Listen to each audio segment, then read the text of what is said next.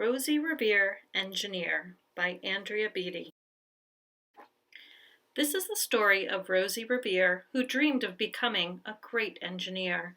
In Lila Greer's classroom at Blue River Creek, young Rosie sat shyly, not daring to speak.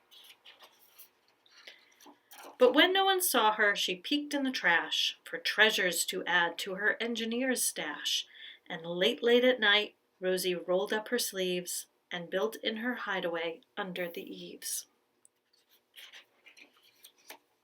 Alone in her attic, the moon high above, dear Rosie made gadgets and gizmos she loved. And when she grew sleepy, she hid her machines far under the bed, where they'd never be seen. When Rosie was young, she had not been so shy. She worked with her hair swooping over one eye, and made fine inventions for uncles and aunts, a hot dog dispenser, and helium pants. The uncle she loved most was Zookeeper Fred. She made him a hat to keep snakes off his head, from parts of a fan and some cheddar cheese spray, which everyone knows keeps the pythons away. And when it was finished, young Rosie was proud, but Fred slapped his knee and chuckled out loud. He laughed till he wheezed and his eyes filled with tears, all to the horror of Rosie Revere, who stood there embarrassed, perplexed, and dismayed. She looked at the cheese hat and then looked away. "I love it," Fred hooted. "Oh, truly I do." But Rosie Revere knew that could not be true. She stuck the cheese hat on the back of her shelf, and after that day kept her dreams to herself. And that's how it went until one autumn day, her oldest relation showed up for a stay. Her great-great-aunt Rose was a true dynamo. She'd worked building airplanes a long time ago. She told Rosie tales of the things she had done, and goals she had checked off her list one by one. She gave a sad smile as she looked to the sky. "The only thrill left on my list is to fly, but time never lingers as long as it seems. I'll chalk that one up to an old lady's dreams." That night, as Rosie lay wide-eyed in bed, a daring idea crept into her head. Could she build a gizmo to help her aunt fly? She looked at the cheese hat and said, "No, not I." But questions are tricky and some hold on tight, and this one kept Rosie awake through the night. So when dawn approached and red streaks lit the sky, young Rosie knew just how to make her aunt fly. She worked and she worked till the day was half gone, then hauled her cheese copter out onto the lawn to give her invention a test just to see the ridiculous flop it might turn out to be. Strapped into the cockpit, she flipped on the switch. The hella cheese copter sputtered and twitched.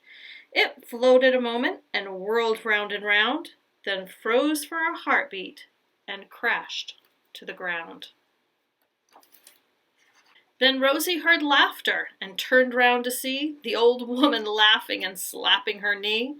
She laughed till she wheezed and her eyes filled with tears, all to the horror of Rosie Revere, who thought, "Oh no, never, not ever again, will I try to build something to sputter or spin, or build with a lever, a switch, or a gear, and never will I be a great engineer." She turned round to leave, but then Great-Great-Aunt Rose grabbed hold of young Rosie and pulled her in close, and hugged her and kissed her and started to cry. "You did it! Hooray! It's the perfect first try! This great flop is over. It's time for the next." Young Rosie was baffled, embarrassed, perplexed. "I failed," said dear Rosie. "It's just made of trash. Don't you see? The cheese copter crashed." "Yes," said her aunt, "it crashed, that is true. But first it did just what it needed to do. Before it crashed, Rosie, before that, it flew."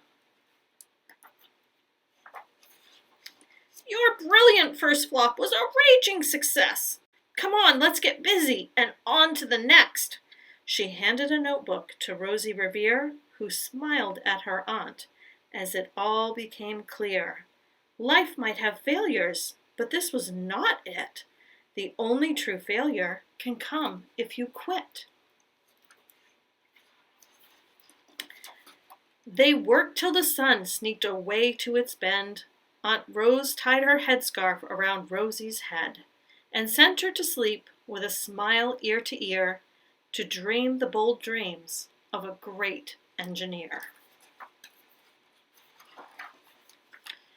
At Blue River Creek, all the kids in grade 2 build gizmos and gadgets and doohickeys too.